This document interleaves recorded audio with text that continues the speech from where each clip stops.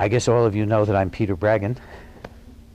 I'm a psychiatrist in Bethesda, Maryland. I have a private practice, and I teach at Johns Hopkins University in the counseling department, not the psychiatry department.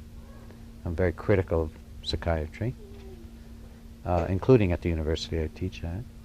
And I'm the director of the International Center for the Study of Psychiatry and Psychology, which is a network of professionals who support each other in doing what we think is right. And I'll be talking about what we think is right, what I think is right. I've written, as the PA system was saying, a number of books. I think they're up to 14 or so now. But the best known ones are Toxic Psychiatry, Talking Back to Prozac, and now Talking Back to Ritalin.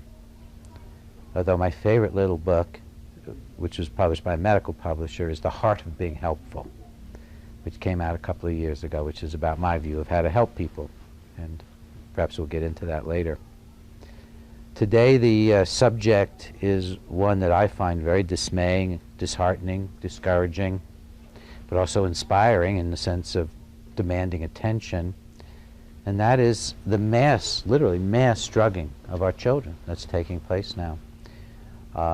No one has accurate estimates because our government doesn't require any, but there are probably 4 million, 5 million children on Ritalin, and many millions more on all the other psychiatric drugs, because all the adult psychiatric drugs are being given to children now.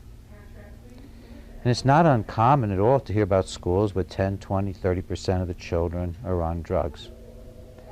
Even 3 years ago, the International Narcotics Control Board, which is very upset about what's happening in America, estimated that 10, 12% of our boys were on stimulant drugs. And it's much higher now. These are incredible figures. This is bizarre. This is the most amazing thing. It's a vast social experiment in drugging kids. The drugs themselves are what's called the psychostimulants. They include Ritalin, which is biochemically methylphenidate, and then the amphetamines. The main amphetamine is dexedrine, dextroamphetamine, and that appears as dexedrine, but also it appears as Adderall, which is a particular mixture of amphetamine, and also methamphetamine, which many of you, it would send chills through your spine to think that your child was using methamphetamine, and methamphetamine, which is sold to given to children under the names of Dizoxin and Gradumet. So we are literally pouring into our children drugs that for generations have been viewed as dangerous street drugs, the stimulants. Another drug is Pemelin or Silert. That is now more studies showing that it can kill some children through liver disease, and it's not even thought to be very effective, and probably it's going to be dropping out of use, more and more out of use, and it's not an amphetamine. All these drugs, except for Pemelin, but methamphetamine, amphetamine, and Ritalin, all are Schedule II drugs with the DEA, the Drug Enforcement Administration. This is an international treaty. All the civilized nations, all pretty much the nations of the world, belong to this, and they all rate Ritalin in the same category with amphetamine, methamphetamine, cocaine, morphine, Demerol, the highest addictive schedule of a drug that can be used at all in medicine. And Ritalin has in fact been a drug of abuse on and off in different parts of the world for decades. The first use of stimulants to control children that's been documented was in the 30s. This is not a new idea at all. It's just an idea that the drug companies and psychiatry have finally sold to the public. In 1937, a doctor gave Benzedrine, one of the first of these drugs, and they're all basically the same clinically, to a bunch of children in a mental hospital, and the kids were quieter. And he wrote this up and published it. He talked about how they were tired, lethargic, slowed down, and made a very honest description, but he thought it was positive because these kids were a problem. The Ritalin was approved in 1955 by the FDA, and subsequently, when other forms of it, the long-acting, which is around now, SR, were approved, they simply based the approval basically on the original studies. So I asked the FDA for the original studies under the Freedom of Information Act, and it was so long ago they'd lost them. They literally couldn't produce the approval studies for Ritalin. The drug has gone through cycles of being extremely criticized. In the early 1970s, there was an estimate of 200,000 or 300,000 children at the most, somewhere between 100,000 and 300,000 children on Ritalin, and that was sufficiently outrageous to some people that Congress held hearings that were critical of giving that many children a drug to control their behavior. And it perhaps slowed things down for a little bit, but my profession has always been impervious to criticism from society at large. Psychiatry has been impervious from the beginning. Many of you, for example, probably think that electroshock went out with cuckoo's nest. We do more electroshock now than we ever have. We are shocking mostly elderly women now. Many of you may think that lobotomy was given up voluntarily by the profession. In fact, it still goes on, and the only reason we don't have a huge amount of lobotomy is that I took several years out of my life in the 70s. That's how I got into reform work. I got so outraged at lobotomy coming back, and they were doing lobotomies on hyperactive children, and I was just outraged. And I conducted an international campaign. That's how my center got formed. And a number of the children were black children, so I have two black congressmen, Dellums from California on my board and Stokes from Cleveland. We've grown old together. They're retiring. I'm not. Psychiatry has only responded to force in terms of containing its biological ambitions, its ambitions to drug, to shock, to lobotomize. I say this as a psychiatrist. It's embarrassing to say, and it's simply true. The current tremendous escalation in the use of these drugs has absolutely nothing to do with science. My profession is not driven by science, contrary to all the articles you read in the Denver Post or the Washington Post or the New York Times.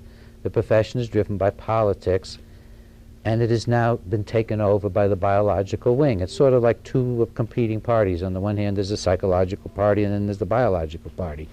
Well, the biological party was in trouble in the early 70s. And this is a story I tell, by the way, in Toxic Psychiatry, real heavy documentation on the politics of this.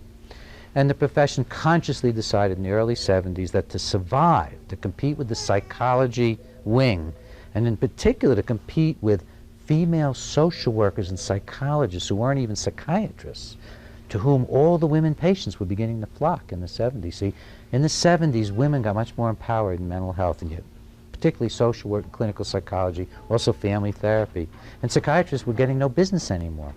They consciously got together with the drug companies and said, we've got to develop a campaign to convince the public, to convince Congress, and to convince everybody that human distress, they don't call it that, but that these problems are mental illnesses suitable for drugs, and that psychiatrists have to always be supervising and in charge, and that therapy is a side thing. And what they did was begin to take money to finance all the journals. All the journals are now financed by drug companies, not just through ads. They'll finance sending the journals free to the doctors. 90% of the research is financed by the drug companies. All of the major conferences that are held every year are financed by the drug companies. Money is given just outright to the national associations. A number of years ago, when President Bush went to Japan, turned out he vomited on the premier of Japan, and it came out that he had taken Halcyon, a sleeping pill, to regulate his sleep on the airplane. And the question was raised in the New York Times, why was our president getting a pill, Halcyon, that was banned in England for causing, and remember, this is our president going abroad on a mission, banned in England for memory loss, paranoia, and depression. Raised that, why is this happening? So I wrote to the New York Times and I said, consider the fact that the maker of this drug just gave $1.5 million cash, no strings attached, to the American Psychiatric Association. Just gave them this money.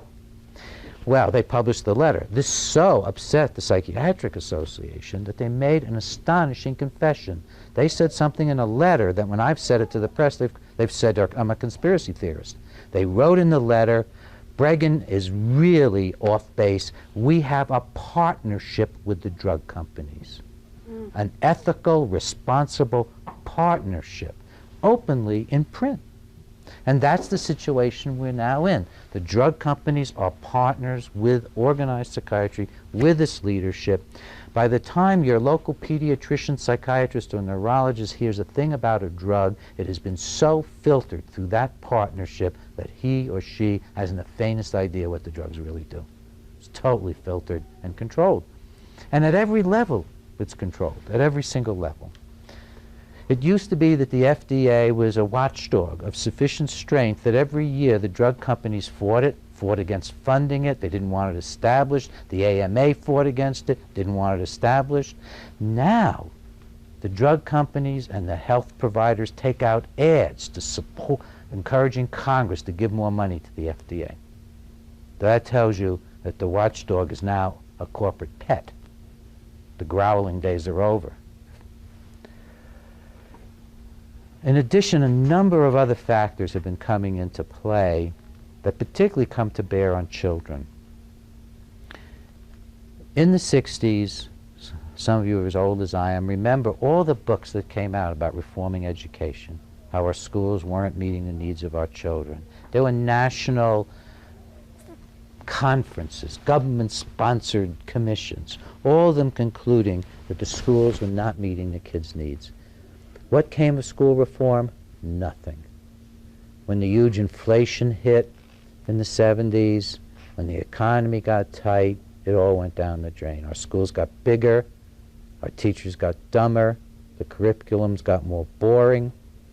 And some of you may have noticed in the past year there have been multiple exposés about how our children don't read and they don't do math. Now, do we have an epidemic of reading disorders and math disorders? It's ridiculous.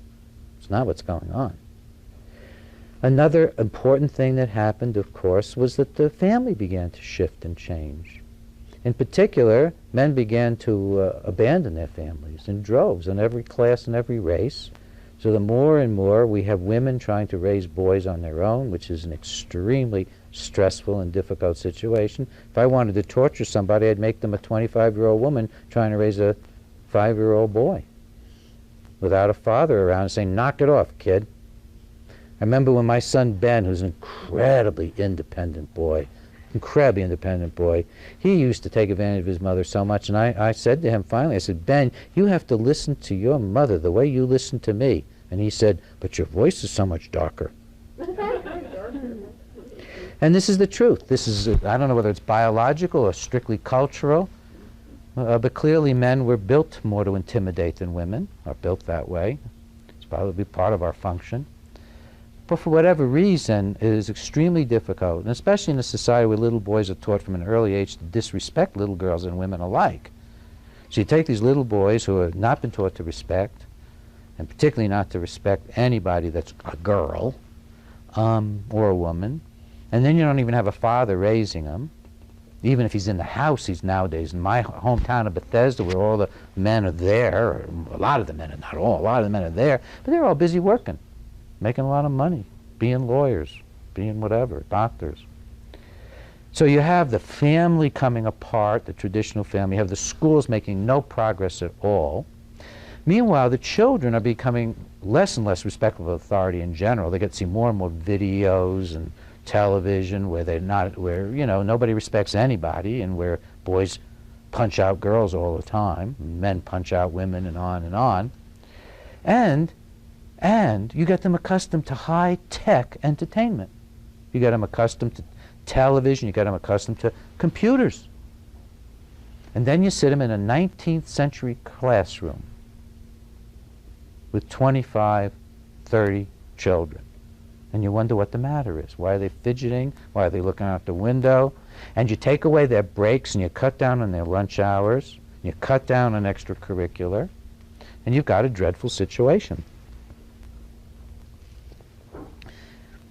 Now, this all comes together also with this incredibly successful campaign that has convinced adults that when they're unhappy, they have a biochemical imbalance. I don't want to get into this in great detail. I've written another book talking back to Prozac. Those of you who are familiar with my work know that you'll find more scientific references in one of my popular books than any 10 medical books combined. Quite literally. Quite literally. And maybe not. Maybe you could find one medical book that would have a half or a quarter. Maybe. Unlikely. At any rate, we're in a situation now in which probably the most successful marketing campaign in American history, maybe next to selling the car to the American public, is that they've been sold pills. These are products. They've been sold pills. And they've been sold them on the grounds that they need them. Just like you need a dishwasher, you need this, you need that. But how do you make somebody think they need pills? You have to tell them there's something the matter with them. So we have an ad campaign that says you have a biochemical imbalance. What's the substance? There is none. There is none. Not just a little bit, there's none. There's no evidence that human unhappiness is caused by biochemical imbalances. If it were true, then I mean, there's only two ways to look. There's two ways to look at how we got to be the way we are. It's either creationism or evolution. Now, if you look at it from a creation viewpoint, it means that God has the worst quality control assembly line on the face of the earth, that 30% of our children or more have defective brains. And if you look at it from the viewpoint of evolution, you have to say, well, we either evolved to need Prozac or we evolved in such bad shape that we need all kinds of drugs. And none of this is true. None of it's true. I mean, what is true, of course, is that we live in worlds that are incredibly stressful and incredibly difficult and incredibly more demanding on our spiritual and psychological resources in the face of the values that we live within getting weaker and more confused. And this lends to our searching for an answer. And so the answer appears in full-color ads over and over again in the magazines. Prozac, depression, biochemical imbalance. And every editor in the New York Times begins to think it's real. And then he takes enough Prozac, or she takes enough Prozac, and she doesn't care whether it's real. Quite literally. And this is the situation we're now in this country. We use 90% of the world's Ritalin. The International Narcotics Control Board considers that America has an epidemic of Ritalin abuse perpetrated by prescribing physicians. And it's not just the kids who are getting the Ritalin who are part of the disaster. This disaster spreads in a number of ways. For one thing, when there's so much Ritalin being put out, it's getting diverted all the time into illegal sources. Parents are getting addicted to it. More high school seniors, according to the DEA, are experimenting with Ritalin than are taking it from their doctors, because it just spreads when there's so much around. We have occasional deaths, like we have occasional cocaine deaths, because Ritalin will stop the heart if you snort it, and occasionally if you just swallow it. I know of cases of kids who have died from arrhythmias just like from cocaine. But there's other lessons that whether or not you're taking the drug, you get being in a classroom with maybe every other friend of yours is taking the drug. You learn about what happens when you step out of line, or you look bored, or you fidget, or you don't smile at the teacher just right, day in and day out. You learn that you're labeled and drugged. This has a powerful effect, not just on the children who are being subjected to the idea that they have broken brains, which is a lie, but also to the kids who are watching it. And you know, you remember the World War II movies and how everybody's always smoking in them? That was not an accident. That was real because the drug companies knew enough, the tobacco companies knew enough that if they could addict the young soldiers, they had them for life. So what's happening now that we're putting all these children on drugs? Why are the drug companies marketing so feverishly to children now? Because it's not just the children's market. It's a lifetime patient.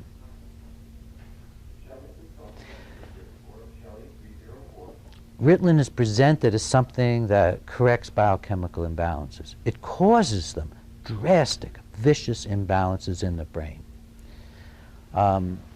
as an aside, just to give you a little bit of my own credentials, the NIMH is holding in November a whitewash of Ritalin, which it calls the Consensus Development Conference on ADHD and its Treatments.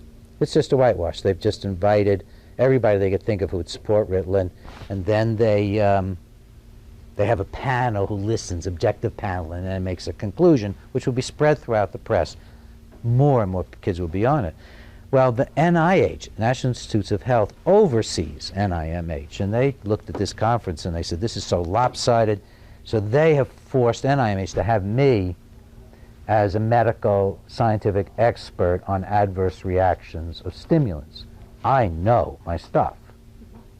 And if you listen to me in the next 10 minutes, you will know more than the doctor who's prescribing the drug. I guarantee it. Just the next 10 minutes. You will know more. You read the book, and you'll know more than the director of the National Institute of Mental Health. Because when he was pushed by NIH to invite me to the conference and said, you know, you're going to be the scientific expert on adverse reactions, I said, I also want to discuss the mechanism of action from animal studies. He said, we have animal studies on that? We have hundreds. They don't know. They don't care. Oh, it's an upsetting thing. And I think, as an aside, I was talking to a reporter who didn't know me in Boston, was filming me. And he said, boy, did somebody do something to you as a kid? You seem so upset about what's happening to kids. I said, I was a kid once, were you? Went, oh my God. Ritalin and the amphetamines. We know basically first how the drugs affect behavior, why they work, and we basically know some of the worst of their adverse effects that we've at least been able to find. Could be many more we can't find. All of the stimulant drugs stimulate, in fact, 3 neurotransmitter systems in the brain that we know of. Now, there are hundreds of neurotransmitter systems. Many we haven't identified. The brain is totally beyond our comprehension at the present time. But we do know that it stimulates 3 of them: serotonin, dopamine, norepinephrine. This is a very abnormal state. What the drug is doing is forcing the nerves to put out more of this than they ordinarily would, just like somebody jammed something into the carburetor of your car, only did it internally, right in the middle somehow, right in the brain itself. And then in addition to forcing the nerves to put out more of this substance than they ever would want to, it then blocks the removal of the substance. It's a double whammy. So you're flooding the engine, and then you're not letting the engine dry out. Now, how does the brain react to that? Let me go back to a little elementary biology. Imagine that I'm a nerve cell, and I have a dendron that reaches out to the next nerve cell. Now, in fact, there are a couple 100 billion of these nerve cells, and each one may make 10,000 connections. We're talking about something with trillions of connections beyond human conception, beyond computer conception. But let's isolate it a little bit. So I'm the nerve cell, and I'm reaching out to the next nerve cell. Anne-Marie, reach your hand back to me. All right, now, this wonderful woman is the other nerve cell that I'm trying to stimulate. And her hand is her dendrite that reaches back to me. And her fingers, we can imagine, are the receptors for the packets that I'm sending out of maybe dopamine or serotonin or norepinephrine. Now, when her fingers begin to feel how much is coming in her direction, they don't like it. The nerves don't like it. They know it's toxic. So the nerves begin to cut back on their own fingers. They destroy their own fingers, their own receptors. And in the case of amphetamine, which is given to kids, and methamphetamine, we know they kill the brain cells. We know it. I knew it when I wrote the book, but when I started getting into the more recent, last year's research, more and more studies, it's now accepted by the laboratory scientists that methamphetamine and amphetamine kill brain cells. What about methylphenidate? Well, they're not doing studies on it because the drug company's so powerful. But it's not just a cousin, it's practically the same thing. It's practically the same thing. And we know enough from a few studies that the effects are the same, because it's in fact a universal pharmacological truth that the vast majority of drugs that stimulate a portion of the brain will cause that portion to die back in self-defense. And we're doing this to growing brains. On top of it, we're distorting the growth process. By the way, this phenomena is so significant that you can actually see it under an electron microscope, the distorted shape of the nerves. Or you can grind up an animal's brain and find cell loss in particular areas. This is serious. They don't care. You see, this is the same people who do lobotomy. You think they didn't know they were killing brain cells? This is the same people who still do electroshock. You don't think they don't know in their hearts they're causing damage? They know on some level that giving people convulsions with electricity is not good for their brains. They have to. They see what happens. Now, when you overstimulate the brain, the hypothalamus of the brain, you then send abnormal signals to the pituitary gland. The pituitary gland puts out prolactin, growth hormone, the steroid control stuff. And we know that kids don't grow well on Ritalin. Now, you know how my colleagues think of that? They think, oh, a little shorter and a little skinnier. Probably going to recover. When? Nowadays, we don't even take kids off the drugs. They don't think there's a brain in that body. That's not growing at the same rate either. And God knows what's happening to it when there's a disruption of this growth hormone cycle. Now, we've measured this. We've measured this again and again. It is known. It is so one-to-one that if your child's got a normal growth hormone cycle during sleep, he skipped his Ritalin. I could go on and on like this. We have studies that show when you give a few doses of Ritalin, blood flow to the brain is cut off 20–25%. Routinely. We know this. Does your pediatrician know it? Not a chance. If he read it, he wouldn't know it. It wouldn't register.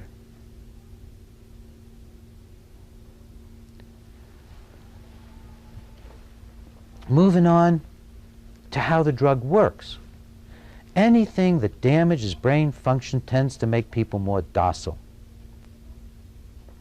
Do you know that for all the kids that we're giving Ritalin so they'll sit still in school, there's probably 2 other kids smoking dope to try to do the same thing, to make it through the day, or drinking to make it through the day? Almost any toxic agent lets people get through the day. But Ritalin and stimulants are particularly interesting. And here we have this whole bunch of animal research, which again, so help me God, the guy at NIMH who's in charge of child pathology had never heard of, and is in charge of this conference had never heard of. And the studies on animals show universally what the drugs do to all children and animals. It has nothing to do with whether you have a disorder. That would be like saying when you saw a drunk on the street, why, he must be susceptible to alcohol. It's nonsense. Drugs affect everybody the same way, basically, accounting for normal human variation, which is, of course, fairly wide, but they basically affect you the same way, whether you are hyperactive, underactive, mean, nice, nasty, whatever. Drugs affect your brain, the machine, in a certain way. It doesn't matter whether you have ADHD or not. And, of course, and this they do know, the experts. They're not going to tell you this, but this they know. This is in all the textbooks. So we can see what happens to a rat, and we can know what effect these drugs have on behavior. First, let's think about what a rat's like. Some people own pet rats. Ever owned a pet rat? They're really sweet. They're very active. They're very inquisitive. They're very friendly. They socialize. They explore. In fact, all creatures, all of God's creatures of any complexity are full of trouble. They're always looking, smelling, trying to get out, not wanting to be caged in. And if they are youngins, they're all driving their parents crazy. And we all watch the Discovery Channel enough to know that mama bears just have to whack their little ones and push them aside once in a while. They never hurt them, but they got to do, I don't mean whack them, but they all got to try to control the rambunctiousness of play. This is about all young. And we used to think it was about children. There's no society, pre-industrial society, there's no so-called primitive society that ever assumed that its children should get up in the morning, move to the center of camp and sit there all day long while one boring tribesperson taught them about the woods, the birds, and the trees. They let the kids loose and had them taught by a lot of people. This is unheard of to expect this of children. So what happens? Now that I've told you what rats are like, that they're like puppies. What happens if you give a puppy Ritalin? It has two effects. First, it stops all spontaneous behavior. It knocks out exploration, novelty seeking, no matter how you define it. And the animal people have all kinds of ways of defining it. It knocks out spontaneous behavior. But then it does something very curious, perhaps by its effect on the dopamine nerves, and there's a huge nerve center in the brain that to some extent has an effect on compulsive activity. By overstimulating that center, it makes the animals compulsive. And the language is interesting. They call it stereotypical behavior. Instead of exploring, they just look at their paws or chew the bars. They don't even pace around the cage anymore. Instead, they stay in one corner and move back and forth. The behavior becomes what they literally will call in the animal literature meaningless, robotic, over-focused, obsessive-compulsive. It makes a good caged animal. We are making good caged children. Absolutely no question about it, at the risk of their brains. And I've only begun to touch on the adverse effects of these drugs. They often make kids worse because they have such a negative impact on the brain that after the first dose, research has shown, by the evening, the child's brain's rebelling. After the very first dose. And the original research was done on normals. Don't let anybody kid you that there's a difference between how this drug affects normals and other kids. If they tell you that, they're either lying or really ignorant. Nobody thinks that anymore. It's a PR thing. Oh, it just affects ADHD kids. It's a PR thing. So that by the evening, the odds are your child may be worse because the brain's rebounding. So what's the doctor going to do? Well, after a few months, you'll have him on Klonopin or some sedative at night. Or maybe another dose of Ritalin. Then the kid won't sleep. Interestingly enough, there aren't 5 studies in the 10,000 in the literature that ask children how they feel. What does that tell you? The studies that do indicate first that the children lie to the doctors. Of course they do. They tell them what the doctors want to hear. And second, that even though they're lying to the doctors, you can still tell that they basically are made uncomfortable by it. This is not a nice experience, unless you want to become a speed freak. Up your dose and keep yourself going. By the way, all this was known not just from animal studies, but from studies of Ritalin addiction, which now those studies are 30 years old. What happens to people who become addicted to Ritalin, amphetamine, and methamphetamine is they begin to do compulsive, stupid behavior endlessly. For example, they wash a car all day. One of the studies I'll be citing at my NIH conference found that more than half the kids became compulsive when you really look at what's happening to them in an ordinary clinical trial. And the kids would do things like finally rake the leaves. Hey! Well, the kid's out there raking the leaves for 5 hours. Then he's sitting on the ground catching the leaves. It develops self-defeating, meaningless behavior. Now, it's a continuum. If it's just a little self-defeating, a little docile, a little robotic, that's called good school behavior. When it gets extreme, they call it an adverse drug reaction. But it's all adverse drug reaction. The whole thing from start to finish. The drug is not improving the brain. It's one giant adverse drug reaction. But because it makes children docile, compliant, flattens spontaneous behavior, and makes them willing to do rote, compulsive behaviors, we consider it an improvement. Now, I'm not blaming parents. There isn't a parent in the world, unless they've heard me, who has heard this. And by the way, you know, the Ritalin book, I document all this, and I've got even more, because I put a research assistant on research in the last 2 years now, and we've got a ton more of animal research now, confirming the brain damage and confirming the behavioral stuff.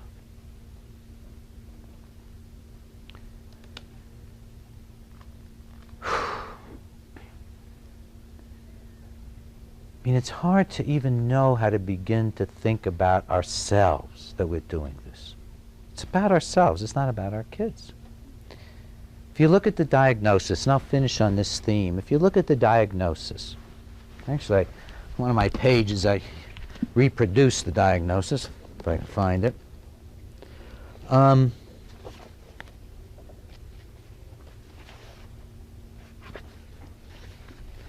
to help me find it? See? Here we are. 121 or 216? 143. Let me read to you from the diagnostic manual.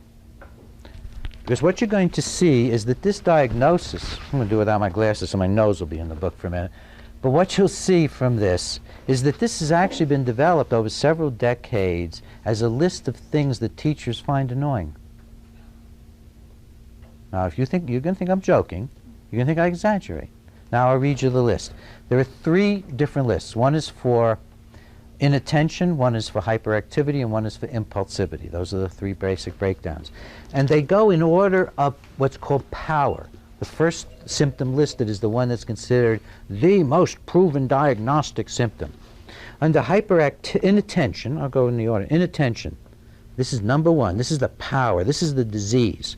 Often fails to give close attention to details or makes careless mistakes in schoolwork, work, or other activities. That's the disease. That's his number 1 criteria under inattention. Number 2 is often has difficulty sustaining attention in tasks or play activities. These are the things that kids do when they're bored, when they're frustrated, when they're not getting the right attention. The attention deficit is in us. Those are the first 2. The third one is often does not seem to listen to when spoken to directly. I know it. I've raised 4 children. I know what's going on when they stop listening to me. I mean, I got some idea, and it ain't something wrong in their biochemicals. The second one is the hyperactivity, impulsivity, and it's hyperactivity. Listen to this. This is the powerful one, the number 1. Often fidgets with hands or feet or squirms in seat. Why would a child do that? I mean, if we didn't believe this nonsense about a biochemical disorder, why would a child squirm in their seat? I could probably, in 5 minutes, have this whole room squirming if I got boring enough. Or if you got upset enough with me. If I was mean. If I attacked you instead of my colleagues. You could make me squirm, too. This isn't one way. Any one of you could make me squirm. Number 2, often leaves seat in classroom or other situations in which remaining seated is expected. By whom? Whose disease is it? Is it a disease of expectations? Then under impulsivity, I love this one. I love the first most powerful symptom under impulsivity. Often blurts out answers before questions have been completed. There's a little brat.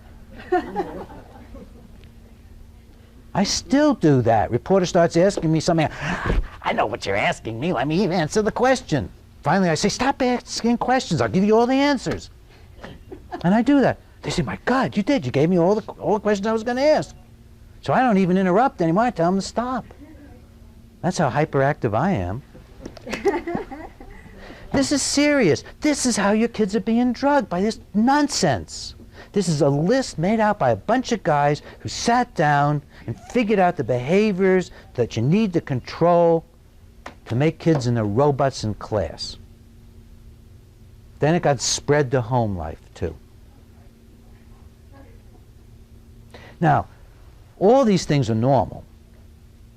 But what happens if you have a child who's really out of control? I had a little girl in my office the other day who was so out of control that even I had trouble calming her down. I can tell you that with this one exception, every child who's ever walked into my office and has been claimed to be hyperactive and out of control has within 3 minutes thought it was the greatest thing in the world to hang out with me, and we have a great time. I mean, it's just, people here are nodding. We've all been through the same experience. It's so common they put it in the diagnostic manual. Don't be fooled if the child isn't hyperactive with you. Now, can you imagine that? Imagine that. Okay, we got a diagnosis, brain tumor. Don't be fooled if the tumor's not there when you're with the person. Multiple sclerosis. Don't be fooled if the person's fine when they're with you. It's bizarre. It takes the full authority of billions of dollars and doctors who are distorted in their thinking to sell that you can have a disease that only comes out with people who are boring. Or people who have lost control of their children. God knows I lost control of all of mine. Now they're all out of control, gone on their ways. Not a one of them is exactly what I'd hoped.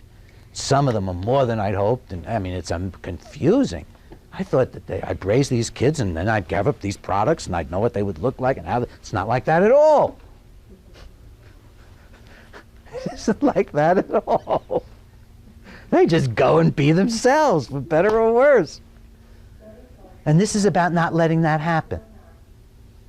This diagnosis is about stopping that process, killing play, literally. This drug kills play, kills initiative, kills spunk. Most drugs do that. Many of you in this audience, or certainly many people, have seen their kids slowly get hooked on drugs. What happens? They lose the sparkle. It's the first thing that goes. And we're just hooking them on this drug. They lose their sparkle.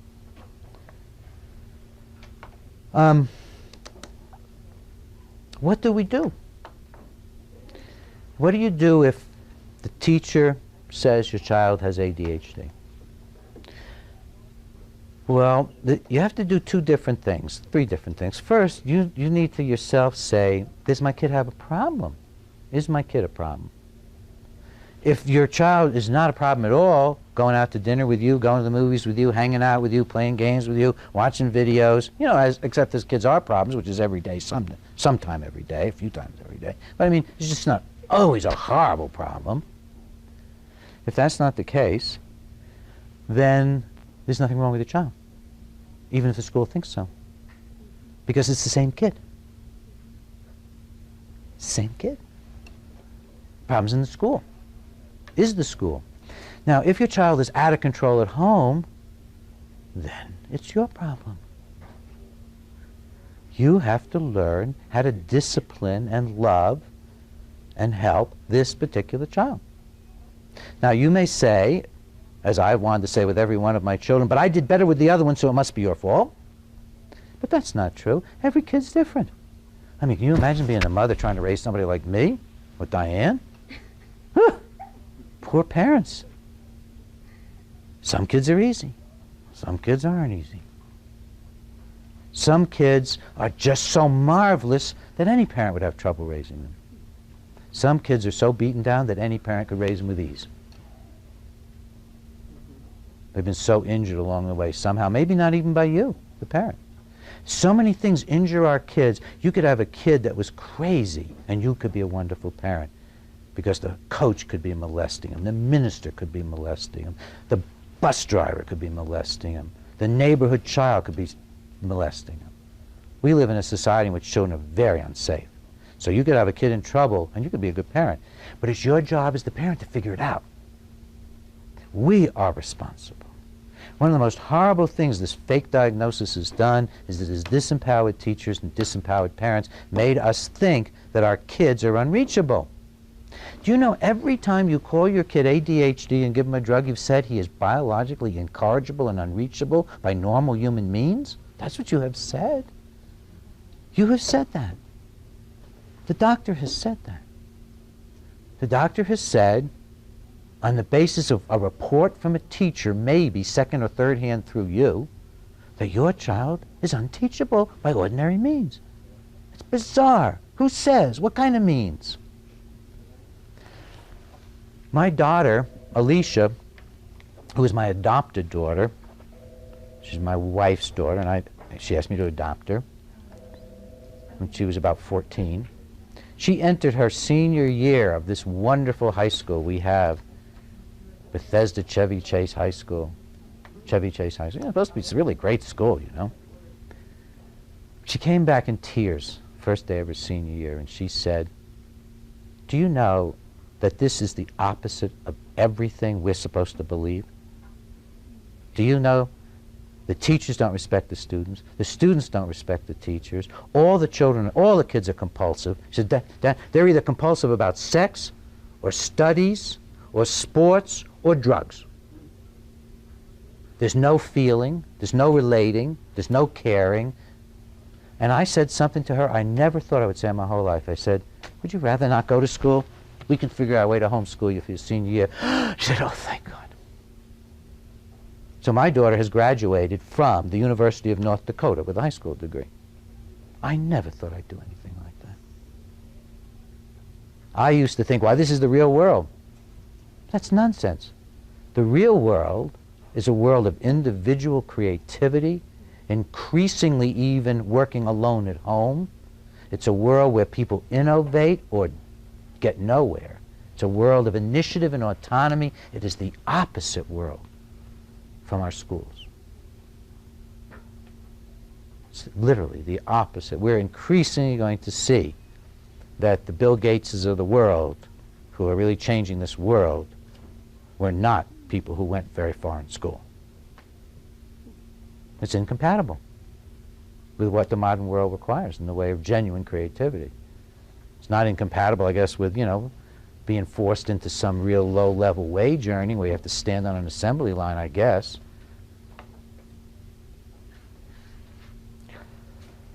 So what do you do as a parent? You size up the situation. If your child is so out of control that there's a problem, then you just need parenting, education, and you need to review what could be going on in your kid's life. You need to really spend time. When we saw what was going on with our daughter in our school system and in our community, where there was no place for teenagers to go, where there wasn't all drugs and alcohol. Do you know in my wealthy Bethesda community what parents do? They go away for the weekend and leave teenagers to have drinking parties for the weekend. I mean, that's what they do in my hometown. And we're supposed to be enlightened. We ended up staying home every single weekend during her teen years. Friday night, Saturday night, Sunday afternoon. In fact, we realized we must be doing this quite regularly when we had a big snow. We had something like 20 teenagers snowed in for 3 days. And they were respectful. And some of these were pretty upset kids. Because after all, a lot of them just had no place else to go, so they come to the Breggins. "What are you going to do tonight?" "Well, I'm going to the Breggins." Can't drink there, can't smoke there. We can smoke. They used to be able to smoke there, not anymore. I mean, they'd come to our house. Because there was no place else to go except the AA meetings. That's where a lot of the kids were going for some sort of community. There was nowhere else, literally no place else to go in our community, wealthy community. So what do? You decide that being parenting is the most important, toughest job in the whole world. I do a lot of things. I take on Eli Lilly. I take on the drug companies. I treat patients without drugs who are hallucinating. There's nothing as tough as being a parent. And to accept that responsibility is an enormous responsibility and a gift from God, and we should treat it as such and not drug the treasure. But do whatever we have to do with our lives to make it a world in which that child can live peacefully. And it takes insight, and it takes thinking and talking, and if you don't have a husband at home, then you probably, if you have a boy, you probably ought to find some young man to get involved in his life and help you out. It takes a huge amount of effort. You just can't put a kid on a drug and then raise him conveniently. It's not the right thing to do. I changed my travel schedule during those years. In fact, what I did was I never traveled with my wife anymore. We never left her alone. We found out that leaving a teenager alone in our community is not a very good idea, even if it's at her best friend's house.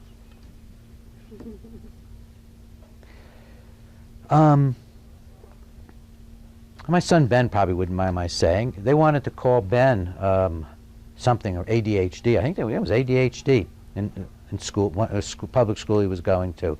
Well, we happened to be in an odd situation where we could go to one of two districts.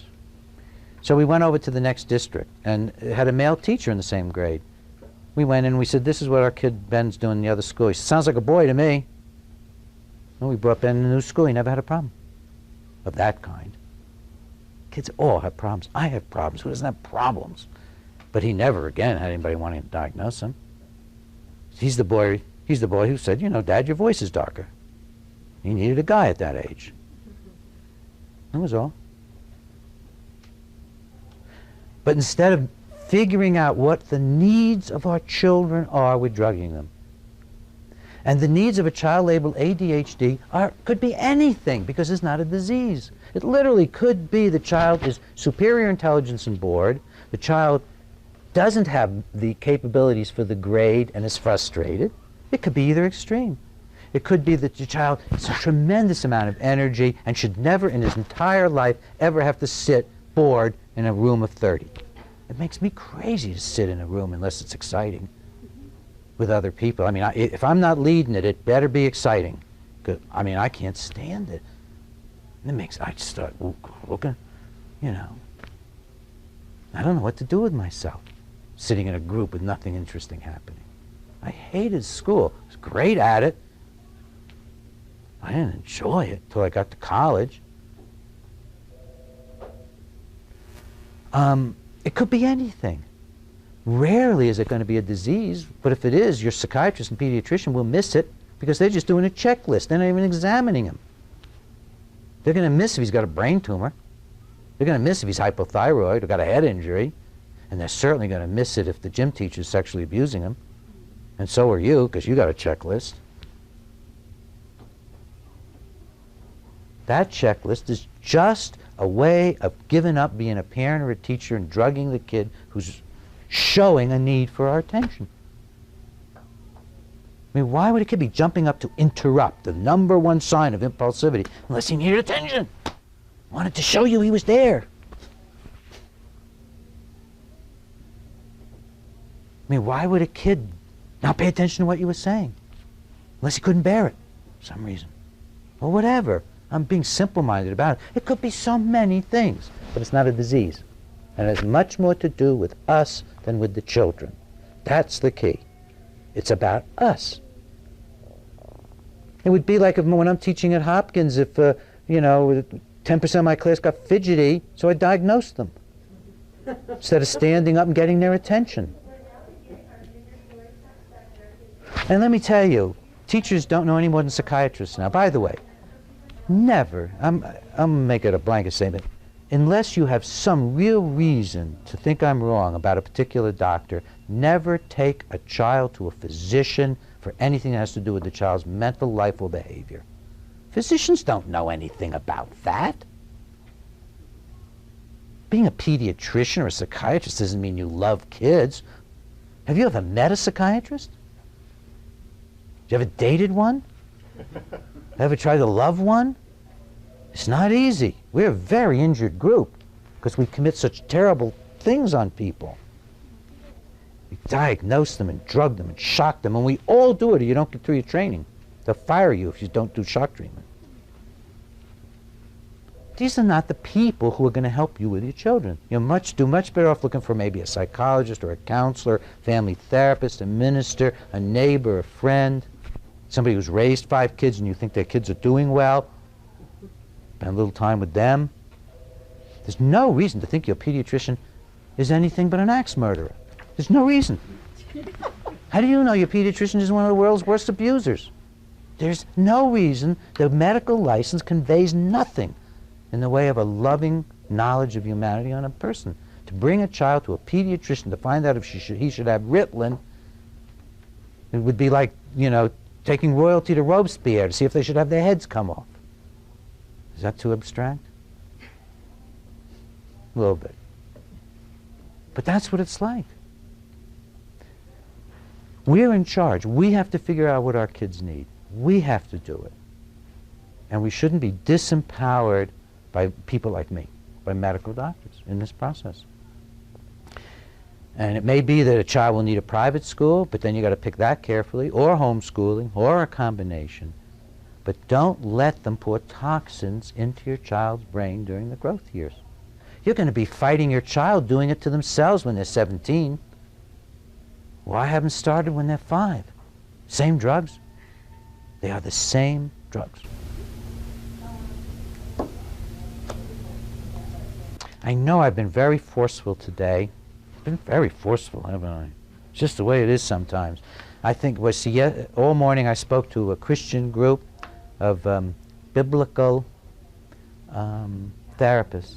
And I spoke with them last night, and they're wonderful. I'm Jewish. I mean, it was really interesting. When they introduced me, they didn't even tell everybody I was Jewish. And so I did. But they were wonderful and loving, and I've been in this incredible space with these people. It was been very beautiful talking to them about treasuring God's children and not drugging them, not medicating them, and they loved it. Very, very positive.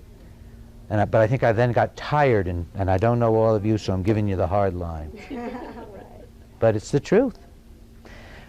I talked a long time. Gosh. I'll let you ask me anything you want. What kind of treatments are you giving kids? Or you just prescribing counseling and stuff like that? Is that what you're doing? Well, no, what I'm doing is trying to get parents and teachers to think about what the kids need. I mean, it's really a different process. So that so if a parent calls me and says, I want you to diagnose my child, I say, listen, we're the adults, come on in. Well, they diagnosed him in NIMH, autism, and they diagnosed him at GW, pervasive developmental disorder, and I said, yeah, I know you've been that route already. Why don't you come in, we'll talk about it. We're the adults. Oh no, this child turns our family on its head. And then I know that it's probably hopeless. They've decided the child is at fault. They've reversed reality. And the doctors have encouraged them. So, but then if the parent comes to me, I try to work with the whole family. I say, hey, I give you a guarantee. It's the only guarantee I give. If you have a pre-teen child and you improve your behavior, theirs will improve. A guarantee. Doesn't mean you're a bad parent. We just all need help. I've gotten help in parenting. We all need help. This is tough. So I actually make it a guarantee. You'll see marked improvement within a few weeks of you learning more consistent discipline of a more limited but certain nature, and how to be open and loving under stress. I'm going to work on those with you. Now, if there's no father involved, let's say, then I may see the child along with them and work a bit with the kid, but then I don't kid myself that I'm being some high and mighty doctor. I'm being what the dad should be. And I'll teach the kid things like, relax. Really important things. Relax. You don't know. I had a little girl look at me the other day who was just flying around the room. She said, you look so sad. She looked at me. I said, I'm exhausted and I'm sad for you. This must be so hard to be so anxious and have to jump around like that. She just sat down real quiet with me. And we talked about it. We talked about me being sad, about her being scared. Then we went out and fed the fish. Yeah. Yes, and then over here. Have you done any studies in connection with the parent feeding the children things that are maybe adverse to conditions like meat products that they, sure you're familiar with the animals that are ingested and all this stuff. Yeah. The kids eating a lot of soda pop and things like that. Have you done any sort of studies? Have you done any studies in relation? Well, I look at some of that literature, and talking back to Ritland, I look at the best studies that there are. And, studies are funny. There are some studies that suggest maybe this or that can affect kids to some extent. But I can tell you that with all the children I see, spend 10 minutes with the parents. If they've got the child's out of control, I can tell in 10 minutes, half at least of what the parents are doing wrong. And I can give advice within 1 hour which makes parents' eyes pop on just simple things. So I don't get into this blaming of the kids unless they got a brain tumor, because there's nothing wrong with these children. They're wonderful. I mean, these are like, whoa, forget it, go home, I'll adopt this kid. These are wonderful kids usually. The parents have just lost control, or the school's abusing them or something. So I don't even want to think in terms, unless there's a real medical problem, why go searching for some weird thing like they ought to eat seaweed, when what they need is a parent who's home. They need the simple stuff. Yeah. Adults,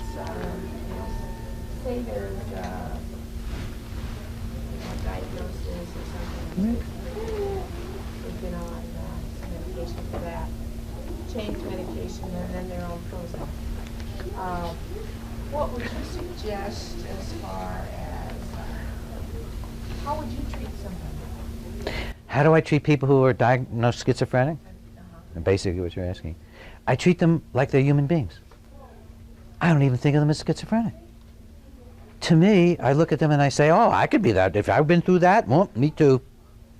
So the first thing I do with somebody who's been gotten some horrible diagnosis is I remind myself that there, but for the grace of God, go I. And then I ask, if I were so frightened that I didn't know which end was up, what would I want from the person sitting across from me? And I just want them to look peaceful. So what I do with people who come very disturbed into my office is I get very peaceful. And if they look violent, I get even more peaceful. And I've done seminars with doctors. They say, well, when the patient starts to get violent, I look, I wonder about how to do this and that. And I say, oh, no, I just start to look so harmless. Like, hit me? What for? I'm done in already. So I try to relate to the person. And we even have studies that it is better for people labeled schizophrenic to go to a nice home situation with 4 or 5 people and a couple of therapists and no doctors, get the medical people out. And we have controlled studies. The director of the schizophrenia branch at NIH did a series of controlled studies that showed that non-medication home environments were best for the craziest, most psychotic people. So they fired him. When I got into this profession, and I described this, all this is in Toxic, about these issues about dealing with very disturbed people. And the first chapter of Toxic describes how, as a college student, we found that we could get almost every patient we worked with out of the back wards of a state mental hospital and into the community. And we were college kids. And these were people they wanted to lobotomize. The sicker, more disturbed a human being is, the more you shouldn't do anything terrible to them. The more you should be gentle and patient. Not like I am as a speaker. I'm very different. I'm more like I was with the Christian group, where I got into much more of being like myself, ambience. But here, it's been too long a weekend, and it's such like a speech setting and everything. But I try to be very gentle with people who are very disturbed. I try never to diagnose them. And it calms people down, and they feel better. I don't have miracle cures. There aren't any for somebody who's really injured. The psychiatric drugs that are given to them are horrible. They make Ritalin look like candy. They do such damage, you can see it in twitches and spasms and on PET scans. They're terrible drugs. But, yes, sir, in the middle, and 2 men in the middle. I have a statement and a question. I teach at Regis University in the Master Psych program. And in addition to the traditional abnormal psych text that they give out, I require all of my students to read Toxic Psychiatry. God bless you. And the reactions I get from reading that book range from rage to, I think it's a very transformative book for my psych students because they start to see a whole other perspective. Now, we've never talked or met. Pardon? We've never talked? No. Oh, Well, actually, yes, but years and years ago, I have a copy of The Psychology of Freedom, which you sent me. So I figured I'd get signed today while I'm here. My question was, were you in Massachusetts when Titicut happened? Around that time, Titicut was a movie. Titicut Follies was a movie that was made at the time about just the horrendous conditions there. I think it kind of overlaps with my It time. was a documentary, actually, Yeah. about it changed Massachusetts mental health system. Well, I don't know how much it changed it, but it did alert people how bad it was. But that's not where I was working. I was working at another state hospital as a college student, not there. That's an incredible film. I mean, it just shows the callousness of the psychiatrists toward the people they're supposed to be caring about. Yeah. Well, let's chat a little bit afterwards. It's always such a pleasure to meet a colleague who doesn't want to throw my books at me. There are a bunch of us, by the way. We have a center now. We must have 175 or 80 members who are health professionals who believe in the kind of thing I'm saying tonight. Yeah, and we have a website which introduces you to, which is just my name, Breggin.com. My wife made this beautiful website, Breggin.com. Sir? Gentleman here in the blue shirt. Didn't you have a question? Yeah, yeah. No, I just moved over. You just got out of the way. Yeah. All right. I hear what you're saying, and it kind of, it's a little frightening to see what's happening. So It's terrifying. the question is there any hope, and what can be done to stop this? Well, hope is an interesting question. I don't know if there's any hope in the immediate future. All I know is that we should do everything in our power to protect our kids. And are we going to succeed? I don't know. Right now we're aligned against, literally billions of dollars. There's this group called CHAD, that's his parents' group that basically sells Ritalin for the drug company. And we're aligned against these huge powers. But the funny thing is that if a few people stand up with the truth, very often the walls do come tumbling down. I mean, with just a handful of us stopped lobotomy from coming back. Now, lobotomy didn't have $1 billion of industry behind it, didn't have the full power of NIMH behind it, and so on, and the U.S. Department of Education, and on and on. But it had plenty of powers behind it. I think if enough people speak out.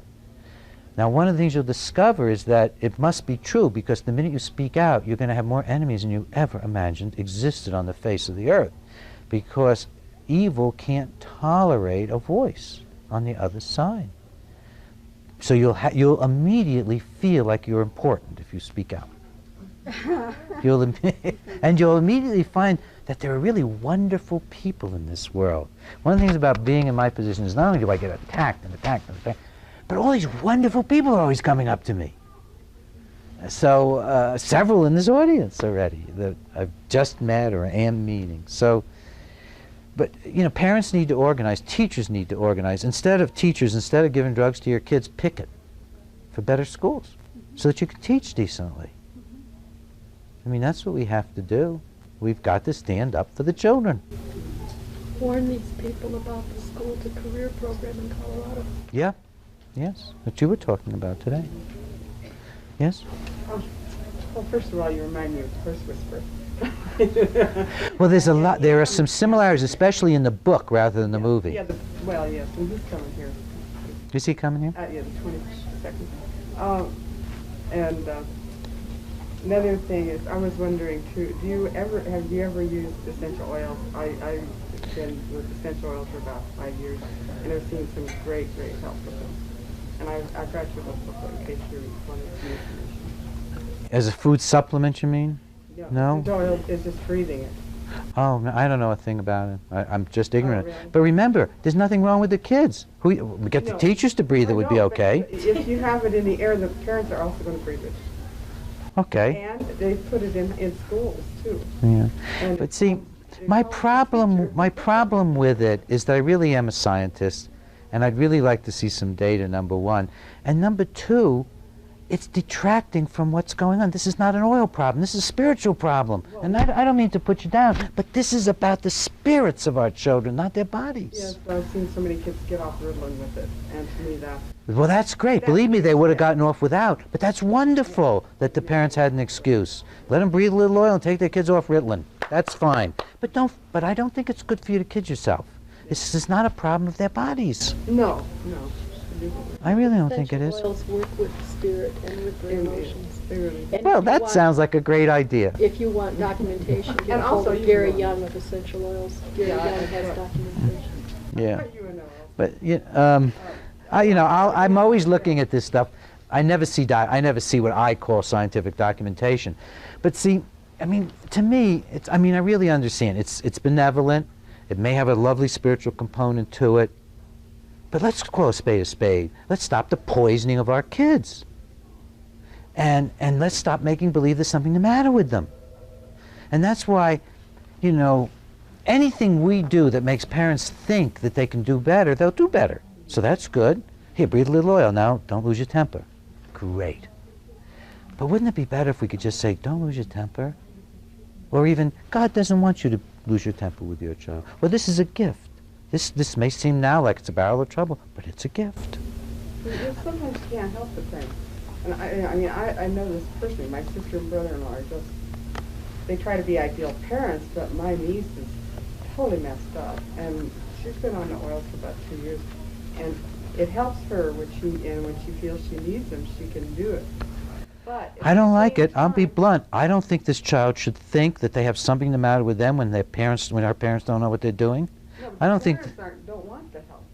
So But I she's don't- giving help herself, building up. So. Yeah, but I know what you're saying, but God bless you, you look like a wonderful human being, but I don't like the idea. I don't think that we should be telling our kids to breathe something as if there's something wrong with them when they need decent parenting. I think it's She wrong. uses it to cope with her parents. Let's put it that way. I understand what you're saying, but you know, if it works, if it really is working, how is it different from any other drug? It doesn't harm your body, it helps it. How do we know? Rebuilds the- How do you know? How many 6-year clinical controlled trials do you have of breathing this stuff? Well, there's a lot of studies being done. I would be really shocked if these studies added up to anything. 1, 2, 3. But again, I appreciate what you're saying, but do you understand what I'm communicating? This is not about there's something wrong with these children. It's time to call a spade a spade. We have to be better parents and better teachers. 1, 2, 3, and then 4. In my particular situation where I have a 6.5-year-old boy, who's 16 and a half? 6.5. I was going to say, you don't look like you're 16 and a half. Yeah. Yeah. And you're leaving town and you live in Maryland, and now I'm sitting here thinking that I would really like to investigate some of the possibilities. We fought it for 4 years, being told that our son had ADD or ADHD or something like it. He's extraordinarily intelligent. He's a very physical child. He's very emotional, very highly emotional child. Nice. Sounds And wonderful. He's very big for it. He has a lot of things that are working together, and we fought the schools, we fought the daycares, the schools, people, we sought out people that felt like we did that we wanted to avoid. We tried the food allergy. We tried everything that we could think of rather than contemplating putting our child on a drug. And then when he went to public school, we went and interviewed all the different kindergarten teachers to make sure that we had his other teachers talk to them. We did everything we could. But it started becoming intolerable at home too, where he could not seem, he would describe the inability to control his behavior, feeling inside. We talked about a gauge. He would feel a gauge building up inside him where he just would blow up. So are there people that are part of your center here in Colorado, somebody I could go to or talk to or see us and help us? Because I agree with that. I must be doing something wrong as a parent. It can't be him. He's got to be okay. It's got to be me. Does I don't have a contact in Denver who's a therapist. Does anybody here? Do you? Yeah, I have a friend I could recommend that I think the world of. One thing you could try doing would be something as simple as just you and your husband taking a parent effectiveness training course. Just go find a parent effectiveness training course somewhere and take it. Have you done that? You have done that? And nothing, you didn't, I mean, you're talking about, yeah? Everything, there was some improvement, but to the point where the big concern is he was getting so unhappy. Yeah. Has he ever been in counseling with you as a family? Yes, we started doing that in conjunction with when we actually started in with medication. What I would do is reject the medication and try to get involved in counseling. And perhaps he could see somebody alone, but only if you're also getting help. Right. And We actually changed counselors. He was the first one finally said, I've done everything I can, and I think there's no medication.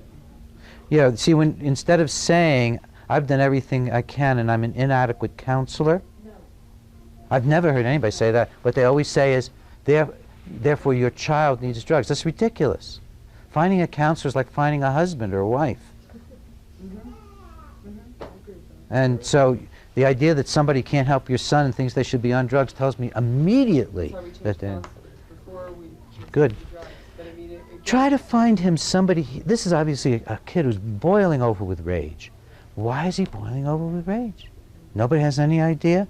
Maybe you could find somebody he could talk to about it, especially if you knew his mom and dad were also talking to somebody. And maybe Diane can give you some direction in that regard.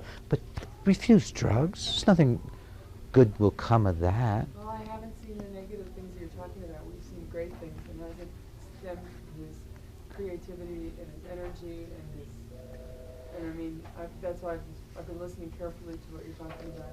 Well, first of all, you can't see the effect on his neurotransmitters. Right, right. You can't see the effect on his growth. Right. And I'd be a little worried if you don't see an effect. What dose is he taking? Of what? He takes Adderall, he takes, I forget how big those little blue pills are. Just one of those a day, which is, I think, 25. Wait a minute, he's taking Adderall? And another drug? No. If the Adderall is having an effect on him and you don't see a difference in him, then you're not seeing... No, I see a difference in him from how he was before, because when he But if you don't see a loss of something, of spark in him, I don't think you're looking. The drug can't work without subduing the child. well, he was so out of control before, that he's still, what some people still consider him to be Be out of control. Clearly, this is a boy that needs some help. He needs to learn about his feelings and about how to control them. His mom and dad need to learn how to deal with them. I mean, this is what it's about. And if you give him a drug, he has a lifelong message now. He's already got the message, so that's got to be undone, that he's mentally ill and needs a drug. But you don't have to call it that. What do you think? He's not, we know he's smart. Doesn't matter what you call it. It makes no difference what you call it. We tried to tell him it's because he was special and You're right. good and bad. Yeah, he'll believe that in a million years. You know, why fool ourselves? Get honest. See, that shows me a little bit of not being honest. You didn't say, son, we're going to call you a crazy person because we don't know what else to do. That would have been honest. But we don't want to do that. So, I mean, it's just he's a person. He knows what you're doing. He knows what's happening, that he's being labeled, he's being blamed, that he's got a demon inside him or something wrong. And instead it's got to be owned by the whole family. Because his son, we still haven't solved this problem as a family. What are we going to do? We still don't know what you're so mad about, and we still don't know how to be the right parents.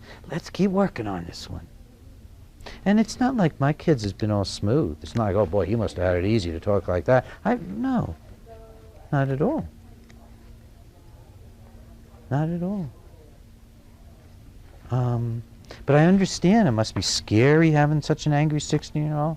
I, along the way, had one very angry 16-year-old. 6-year-old. Oh, 6? 6! I take it all back. It's a crime. Do not give him drugs. You, a 6-year-old who's enraged, and you want to, no. You really need to work on parenting. He shouldn't even see a therapist. You need to find out what the matter is. He's 6. I thought you said 16. So big. I had this big image. I'm sorry. Wonderful. Who got a scholarship for football. Oh, a 6-year-old. And the way you were talking about him, it sounded like 16. Yeah, get some help. Learn how to... It's probably got a lot to do with your husband. Where is he? He here? Where is he? How? No, and he didn't come. I'll bet you that's 90% of the problem. I'm yelling at the wrong person. Is there anything you can do to get him more involved? Is he somebody who could be more involved that would be healthy? That's part of the reason we're separated, because he wasn't there enough. And I said, I'm doing it alone anyway. I might as well really do it alone. And if you see him, it's because you really want to see him and be with him. It's not just... Oh, it makes me want to cry. I'm sorry. I got off on the wrong track with you. I mean, the real issue here is you know, it's just, as I said in the beginning, and when I saw you nod, I should have been more alert. You know, to raise a little boy as a single woman is really a task. Maybe you could get some other man involved in his life. Think about it. Church, scouts.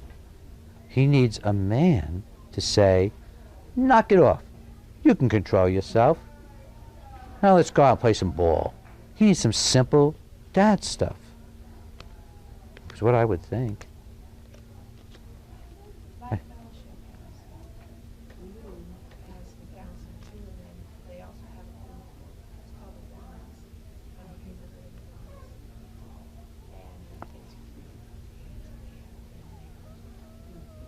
Maybe you could talk afterward. Well, he takes a martial arts class. The man that teaches me is wonderful, and sometimes I do that if I'm having a But that's all, you know, how much time. Right. This needs to be But, somebody that- yeah, you need to do that as much as you can. What is? Maybe you get a big brother involved, Dad'll get jealous, get more involved. Oh, I'm sorry that I'm just not as, I think I'm sort of worn out today, and I'm sorry I'm not as alert and sensitive as I might be, but no, you're in a tough situation with a big, strong, rambunctious 6-year-old and no dad around.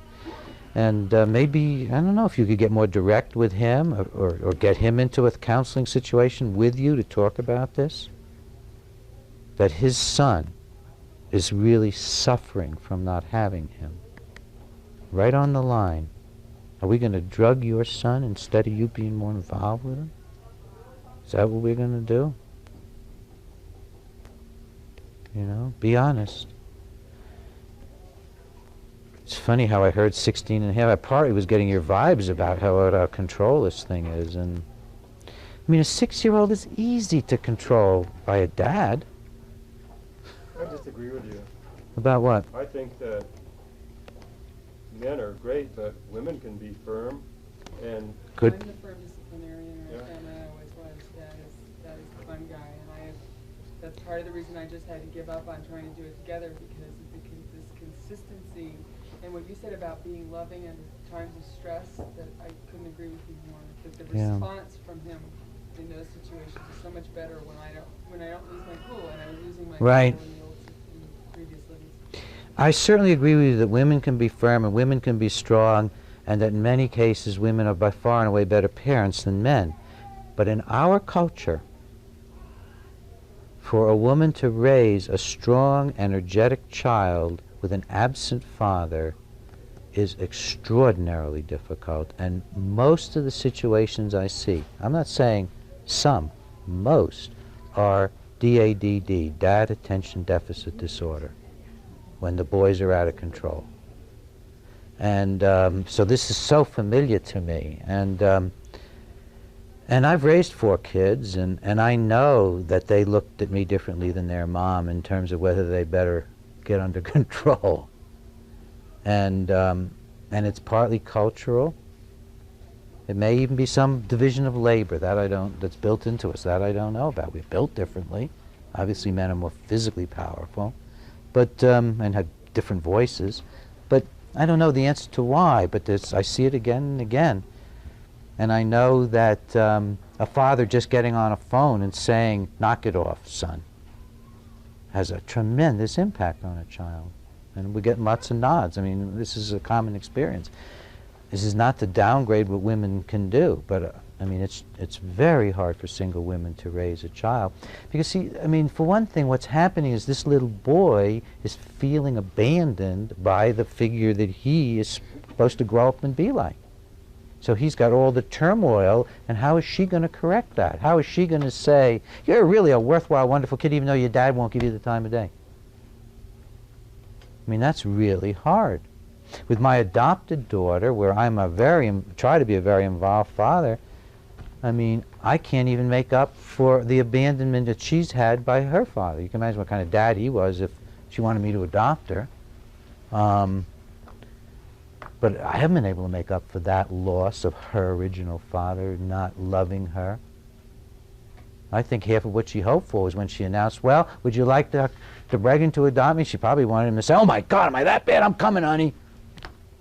He said basically, "Well, you know, that's a good boy. Then they can never ask for child support." I think is what went through his head. Not that we ever did, but really, if you can edit that out of the film, can you do that? Because I don't want anything about her dad on the film. You got to work with him somehow.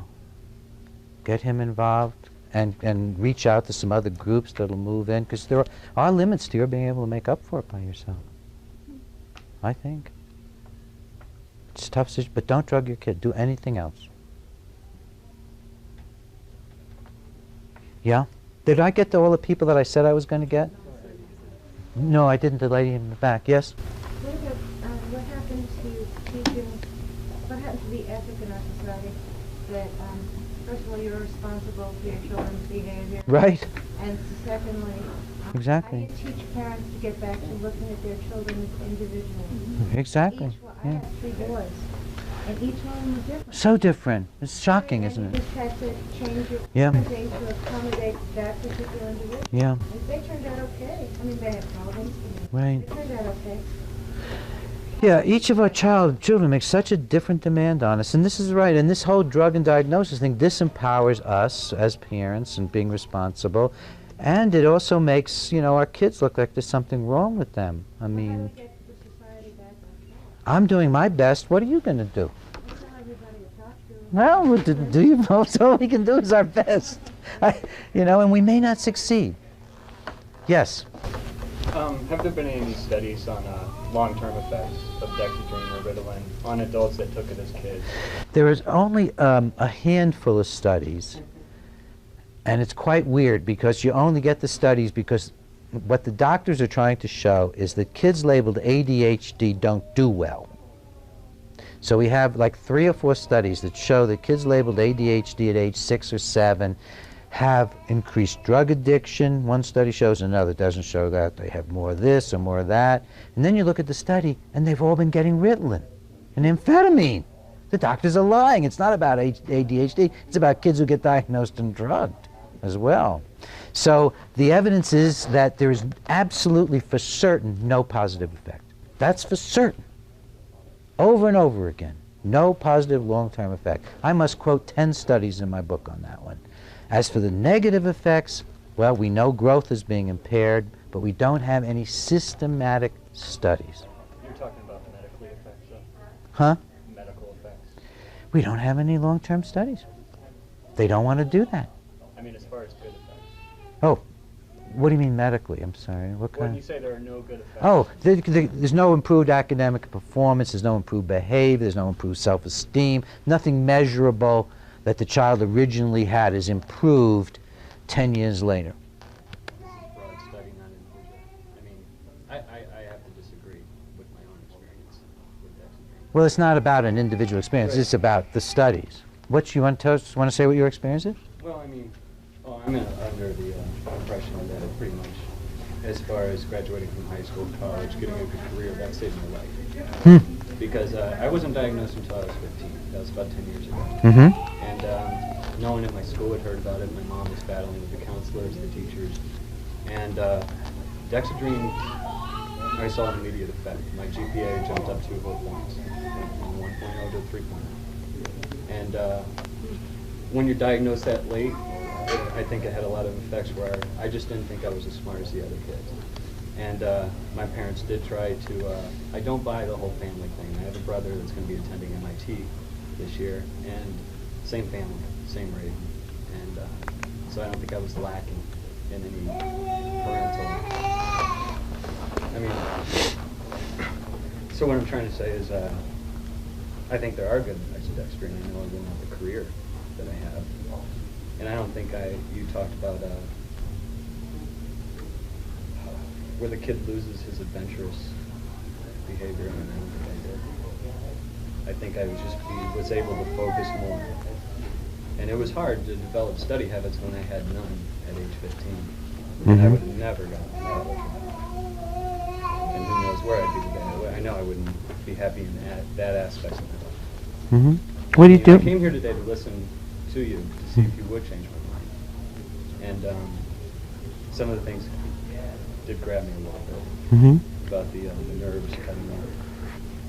But I want to know, is that going to have an effect on my life eventually? I mean, I do have insomnia that's kind of being cured by myself.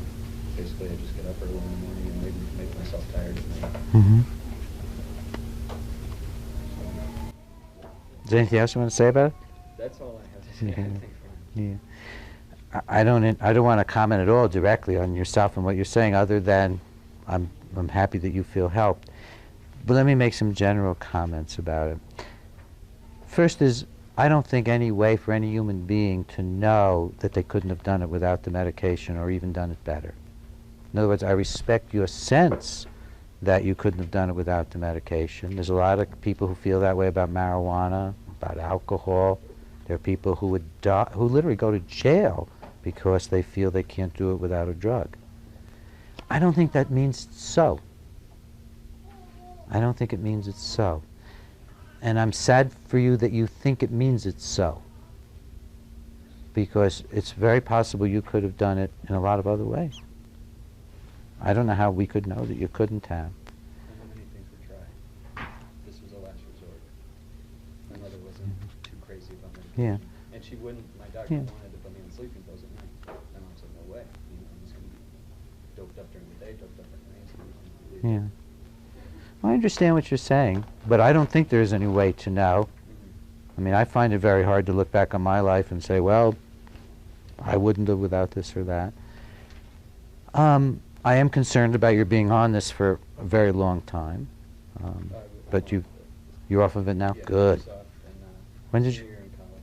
Oh, I'm so good. I'm very glad you're off of it. I was going too high with tolerance. And I was having to take more and more. Yeah. Well, see, the tolerance means it was changing the brain.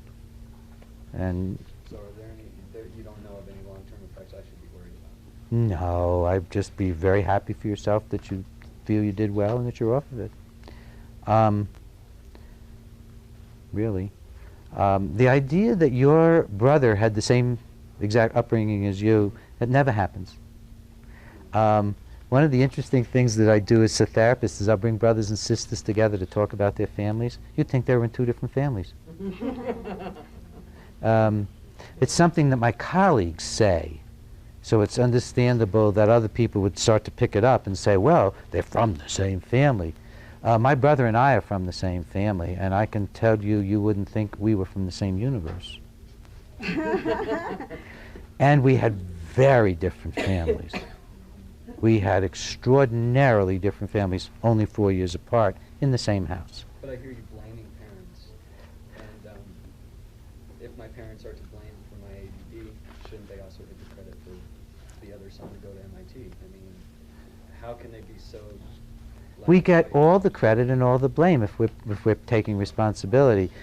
I look at my kids and I see in them a lot of my good traits, and I see in them a lot of my bad traits. And I see in every one of them the failures in me at that time of their lives. And I can see it in all of them. And it's not so much blaming your parents. I'm really not even, remember, I'm not talking to children here. You're the only offspring here. I'm talking to the parents and saying, take responsibility. I'm not talking to the youngsters and saying, blame your parents. I'm talking to the parents and saying, take charge. And you know, by the same token, if your parents want credit for MIT, shouldn't they get some blame for, huh? Well, they should. I mean, what's it about if we can't take some credit for how well our kids do and look at ourselves and wonder about how bad they do? What else is parenting about? Why go through the aggravation? It's the hardest job in the world.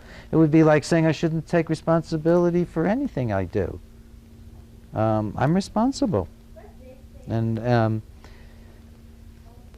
it's not a question of you're blaming your parents, it's just a question of your understanding what went wrong. And it may not just be your parents. I mean, society today has tons of problems in it. And we bring our own problems. Maybe you were never meant to go to school. Maybe you were meant to be a novelist and drop out like Fitzgerald. I mean, who knows? I mean, the possibilities of your life are infinite. And I hope that, you know, without the drug, they'll get more infinite, would be my hope. You know, if you feel like you're doing fine, that's great. I should probably end soon. Yes, yes? One question. Is all this kind of getting into whether people are chemically imbalanced or not? And if so, is it that you just don't believe that they are? Or is it just that you don't believe that drugs can cure it? Both. There is no evidence that anything routinely seen by psychiatrists is a disease. It's all made up. And it is so made up that there isn't a leading psychiatrist in this country that would debate me face to face on the issue, because they have nothing. All they have is their power, their authority, and drug company money, and ads in magazines and newspapers. There is no evidence that depression is biochemical. ADD isn't even a disease. It's just a bunch of behaviors. Being depressed is being hopeless and despairing. It's not a disease. It's a spirit thing. There's really no evidence. Believe it or not, even so-called schizophrenia, there's no evidence. I'll never forget when I sat down with the head of NIMH the person who was no longer at NIMH, who had sponsored the schizophrenia studies that are always being bandied about to show that people are genetically defective. And I said, what did these studies show? He said, oh, they showed it was environmental. Wait a minute. The studies showed, the genetic studies showed that there's an environmental factor in schizophrenia? He said, yes. He said, but they didn't show any genetic factor. He said, read the studies. Well, I read the studies. Yeah, the authors lied. They lied about their own data. They actually lied in their conclusions about what was even in the data. That's how ideologically committed these people are to the untruth. So there really just isn't data. So then I go into intuition and my knowledge of people and when are we depressed and when are we anxious, and it all seems quite understandable to me. So I don't feel the need for a made-up thing, a myth of biochemistry. Now, even if we do have some subtle biochemical derangement, like a aberrant LSD molecule that sometimes makes us weird, the last thing we need are psychiatric drugs to make us weirder. Because there's not a reason in the world to believe that the shot in the dark of a psychiatric drug is going to correct some imbalance we haven't even identified. It's just all nonsense. And it is just repeated again and again and again.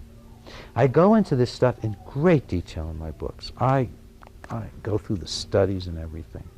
If you're interested in the schizophrenia type issues, and that's toxic psychiatry.